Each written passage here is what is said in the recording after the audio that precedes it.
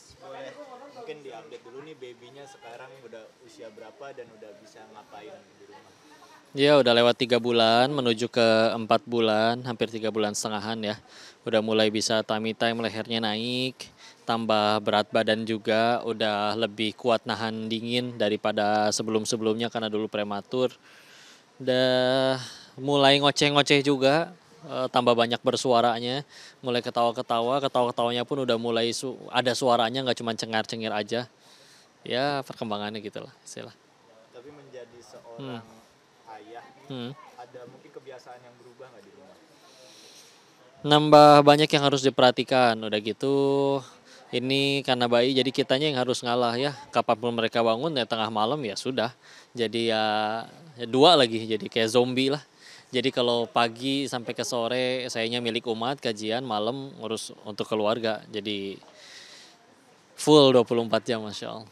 Berarti dalam satu hari itu tidur bisa berapa jam ya? Kepotong-kepotong paling sejam ketiduran dia kebangun ganti popok atau nyusuin ketiduran lagi sebentar gitu aja kepotong-potong sedapatnya atau kadang kalau lagi kayak kajian ada jeda kan antara dari satu tempat ceramah ke tempat ceramah lainnya kadang nyolong tidur juga di situ Tapi udah seperti itu. mulai ada rasa-rasa lagi ngisi kajian pengen cepet-cepet pulang ketemu baby Oh gitu.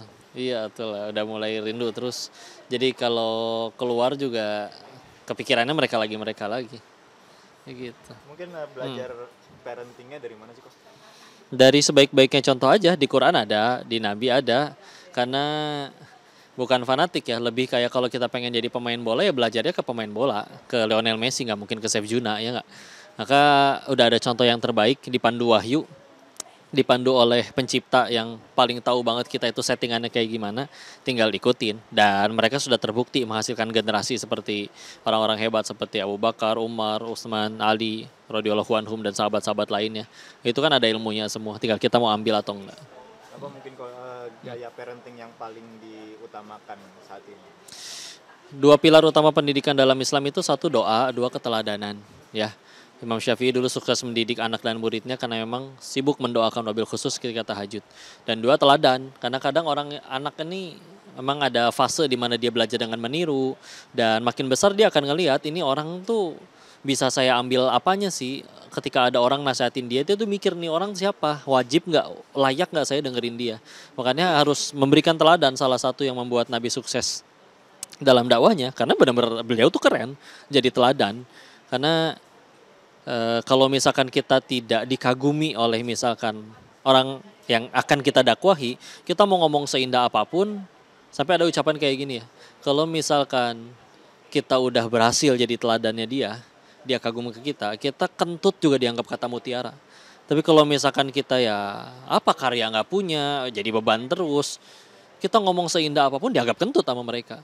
Jadi dan itu ada ilmunya di dalam Islam dan memang tujuan pendidikan dalam Islam juga nggak cuma sekedar bikin pinter, tapi ya sebagaimana di Al-Qur'an wa yuzakkihim menyucikan jiwa. Quran surat 62 Al-Jumuah ayat kedua. Karena kalau sekedar pinter banyak yang pinter maling di negara kita juga pada pinter-pinter para koruptor. Cuman kan ngaco gitu kan. Nah, tapi menyucikan jiwa. Karena kalau udah jiwanya tersucikan bismillah jadi tambah manfaat pasti. Tapi kan di zaman sekarang tuh agak berbeda dengan zaman Rasulullah dulu ya. Iya. Kalau sekarang ada gadget Iya. itu memadu padankannya gimana tuh untuk parenting? Fundamentalnya sama.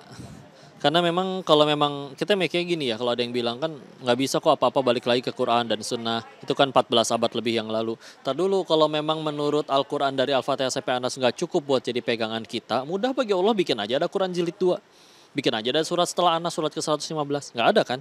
Karena pasti cukup buat kita jadi pegangan sampai kiamat. Atau kalau memang petunjuk dari Rasul nggak cukup untuk kita sampai kiamat, mudah bikin aja Rasul masih hidup sampai sekarang.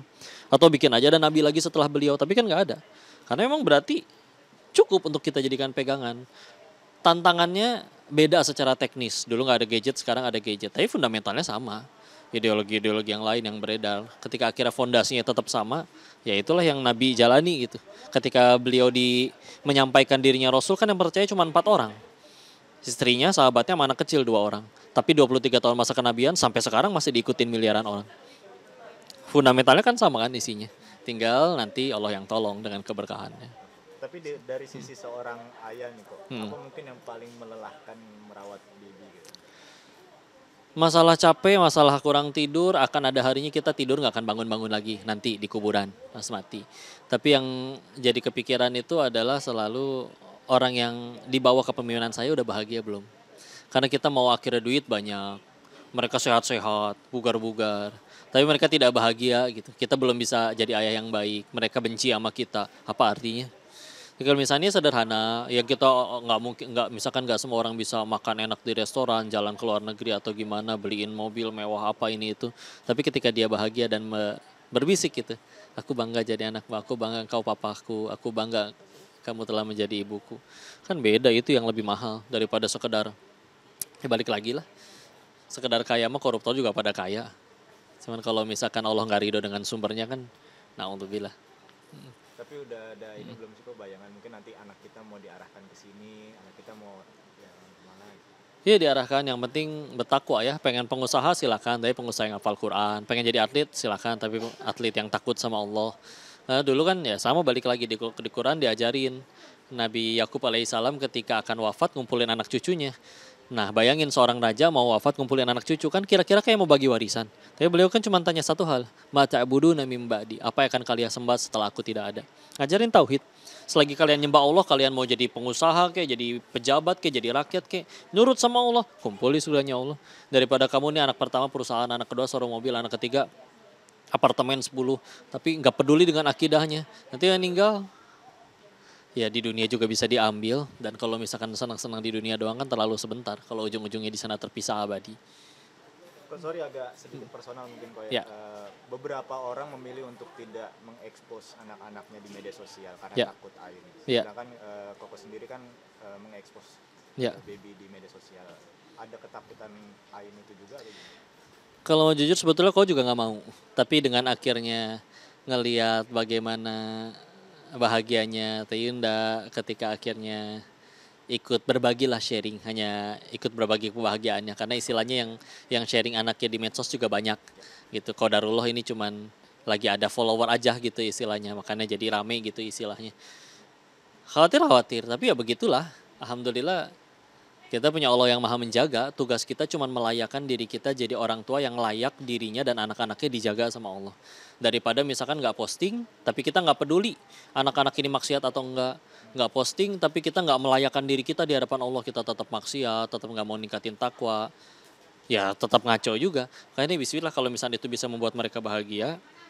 Ya tugas saya tinggal melayakkan diri saya di hadapan Allah untuk layak gak jadi suami dan ayah yang baik, yang supaya layak ditolong sama Allah. Kalau Allah udah nolong siapa mau nyelakain? Istilah. Terakhir kok Ya. ada ketakutan mungkin kita nggak bisa mengontrol netizen. Contoh kasusnya Kiki Saputri yang baru melahirkan pun anaknya kena jadi bulan-bulanan netizen dihujat. Gitu. Ada ketakutan di situ mungkin. Ya alhamdulillahnya surga kitanya nggak di mulut orang ya.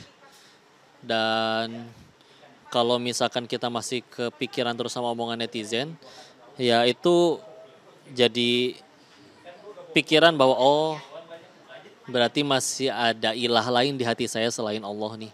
Karena harusnya kan ya anggaplah kita berhasil bikin satu dunia cinta Allah, tapi Allah benci kan kita juga yang repot. Masih lebih baik istilahnya satu dunia benci tapi Allah sayang ya kita juga yang selamat gitu istilahnya. Kalau bentuknya kritik nasihat yang membangun silakan, tapi kalau bentuknya julitan netizen, pada awalnya ketika akhirnya saya mengizinkan akhirnya video atau foto anak-anak ini tersebar keluar di media pun untuk kebahagiaan orang-orang yang saya sayangi juga kok. Dan ngelakuin itunya ngapain ngebahagiain merekanya? Ya karena Allah nyuruh saya bahagiain mereka gitu jadi ayah, jadi suami. Tapi kan ada tata cara aturan nih, ya bismillah, kita lagi sama-sama belajar aja, doain aja kami jadi sama-sama jadi baik, nah benar.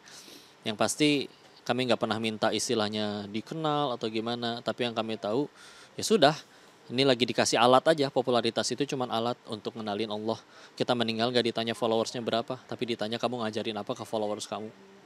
Jadi meskipun bentuknya ada postingan anak-anak ya harus ada nilai dakwahnya tetap yang mudah-mudahan membuat yang baca ya tambah banyak ingat sama Allah aja. Oh, Bismillah. terima kasih banyak. Kasih ya. Barakallah.